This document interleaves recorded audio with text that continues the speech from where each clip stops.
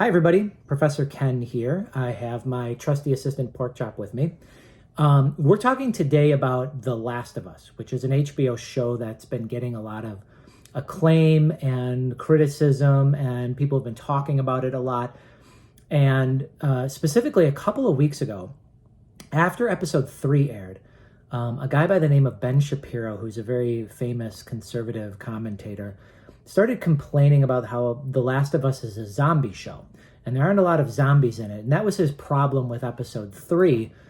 And what I want to do, I don't want to spend any time, bad-mouthing Ben Shapiro. There's plenty of YouTube videos that do that already. Instead, I want to talk a little bit about this idea of theme in a story, because there's something really cool going on with The Last of Us in terms of theme. And I want to offer this as sort of a rebuttal or a counterpoint to the idea that The Last of Us is a zombie show. And when I say a zombie show, I understand that there's a fungus and it's not technically zombies. I get that, okay? So a couple of warnings right off the bat. I'm going to be talking about storytelling as an objective discipline, okay? I'm not going to be talking very subjectively about storytelling. I'm not going to tell you what I liked or what I disliked. I'm going to focus instead on this idea that there are concepts, rules, forms that exist within storytelling as a discipline, and that storytelling, if you want a really good metaphor for it, think of storytelling less as like a work of art that everybody has a subjective opinion on. Think of it more as like storytelling as a composition, a musical composition. There are rules and that you can follow, or at least learn enough to break when it comes to developing a good song, for example, right? So if you're out of tune, your song is going to sound bad. If you're not following a scale, your song might sound kind of weird. And those kinds of things are kind of transferable into storytelling as a medium. So I'm going to try to be very objective about this rather than subjective, okay? The other thing I want to make clear, just warn you right off the bat, is I'm only going to look at the first 5 episodes of The Last of Us, and I'm going to basically pretend it's a story in and of itself rather than a video game adaptation, because I don't want to take for granted the fact that this story stands alone, and I don't want to make assumptions about where the story is going or what the story is leaving out from the video game adaptation. So I'm going to be really specific here and just zoom in on the story in the show, okay? So here's my overarching argument. I'm going to argue that The Last of Us is not a zombie show. It's a show about hope, okay?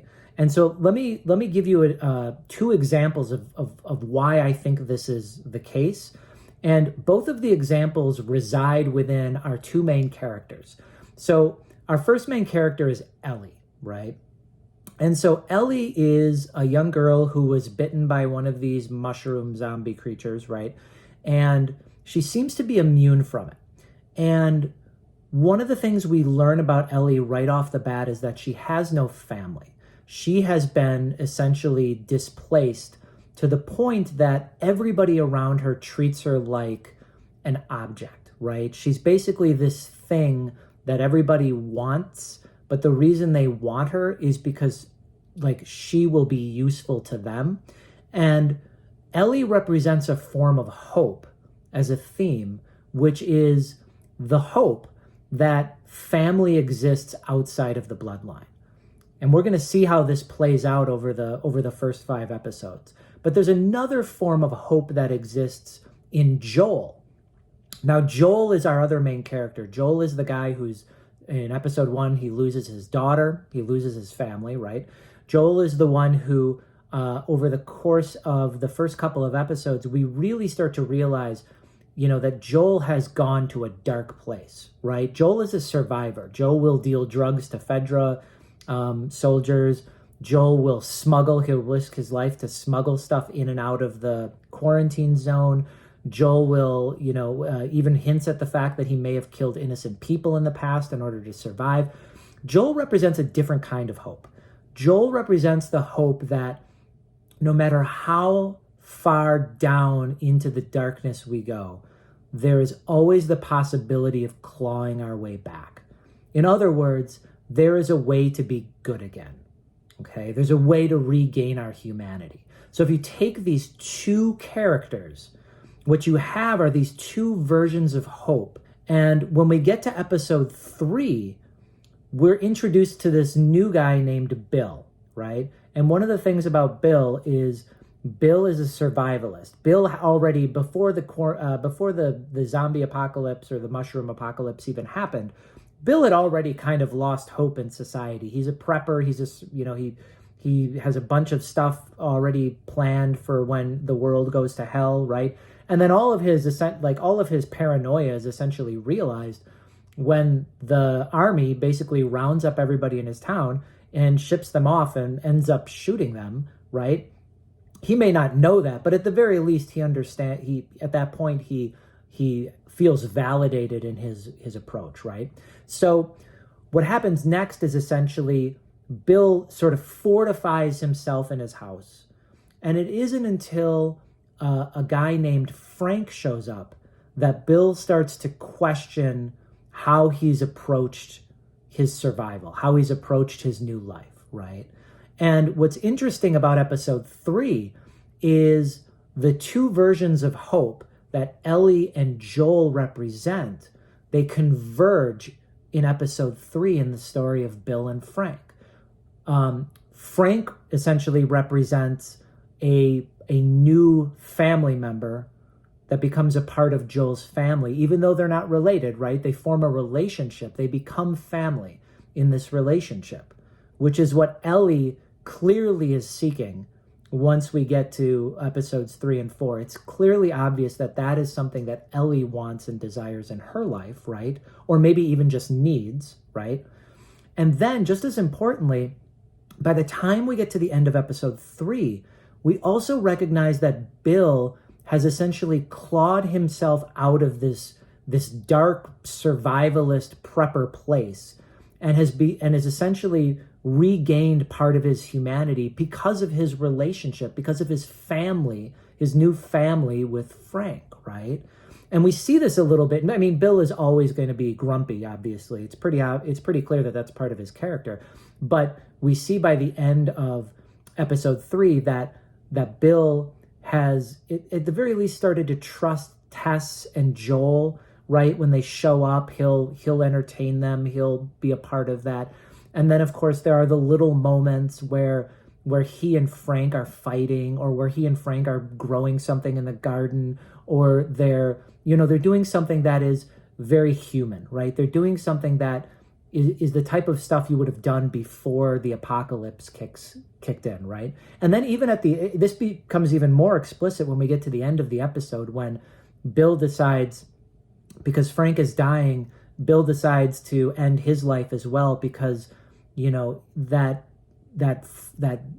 loving relationship has really become so important to him that he can't imagine going back into that dark place. He can't imagine going back to who he was, right? So he has successfully regained his humanity. He has successfully found family. He has essentially represented the end point of these two themes that exist in Ellie and Joel, right? And again, he states it in his letter when he basically says, protect Tess with your life because she's what makes life worth living. But of course, because Tess is dead at this point, it's going to be Joel's responsibility to pull himself out of that dark place and recognize that Ellie can not only be family, even though they're not related, but that also that he can be a good person again. He can be a human being again, right? And so we get a couple of hints of that in episodes 4 and 5, right? I think the most important scene in episode 4 is not when Joel shows Ellie how to point a gun. I think the most important scene in episode 4 is actually when Joel laughs at one of Ellie's jokes, right? I think that's the most important part. Now, we can also talk a little bit about Kathleen. If you want to have some fun with this idea that this concept of hope between family and humanity is so important, take a look at the character of Kathleen, right? Who is Kathleen? Well, Kathleen is essentially the leader of this resistance group that overthrew Fedra in Kansas City, right?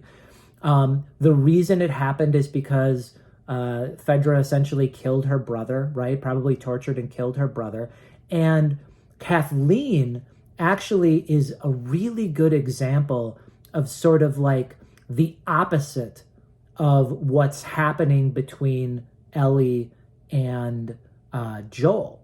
In the case of Kathleen, she has found family with the militia, right? They have formed a sort of family, but you can tell, like, every scene the militia is in, this is a very dysfunctional family. This isn't a real, actual family built on love. This is a family built on anger and, survival and selfishness. And I think one of the most pivotal scenes, even though it's like a small, short, like 20-second snippet, is when the militia starts breaking into people's houses to try and find this guy that Kathleen blames for her brother's death, right? And so the family thing doesn't really work, right? And not only that, Kathleen has found herself in a dark place, right? She's in a very dark place, and she is not crawling out of that dark place. She is embracing the darkness. She refuses to regain her humanity. And there's a path laid out for her. Her brother actually laid out the path for her, and she confesses this. He told her to forgive. He told her to forgive and forget, and that really is the only way for her to regain her humanity. But because she's chosen to embrace the darkness, she ignores the threat that's essentially brewing underground, right? And not only that, by the time we get to the end of episode 5, Kathleen has to die because she represents the antithesis of hope. She represents basically the bad ending that could happen to Ellie or to Joel if they choose not to embrace the positive value of hope, right? So I don't know where it's going to go next, but I'm pretty excited about what's going to happen here. If you're not interested in writing ever, you can literally shut this off right now.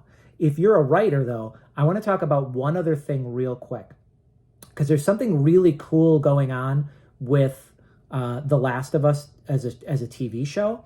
And you can use this if you ever decide to write any sort of like science fiction, any sort of apocalyptic fiction, if you ever want to write a zombie story or anything like that, or even you want to just like write fan fiction in this world.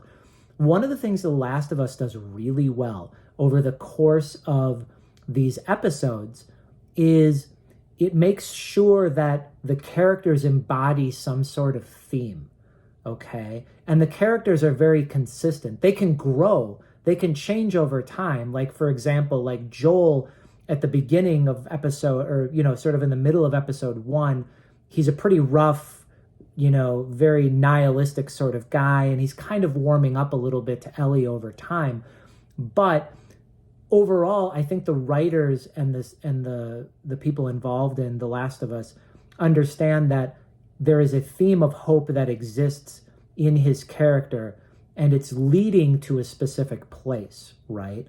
If you imagine your characters embodying some sort of greater theme, and you understand how that theme is going to affect them over the course of the story, you can write a much better story than if you simply imagine them as human beings trying to get through this apocalyptic world. Because then what you ultimately have is you have a bunch of people who aren't going to necessarily change over time. They're not necessarily going to grow, or they're not necessarily going to fall from grace, and they become very flat, very cardboard characters. So learn from The Last of Us. Learn about how these different main characters represent some sort of overarching theme, and then implement that into your own writing, okay? So I hope you enjoyed this. I know this was kind of like out of left field, but I thought it'd be fun to talk about it a little bit. I'll put out more videos like this whenever I see something that we can learn from. And we'll look at some bad stuff. We'll look at some good stuff once in a while. And every time we do, we'll try to take something very specific that we can use in our own writing. So thanks for tuning in, and I'll see you next time.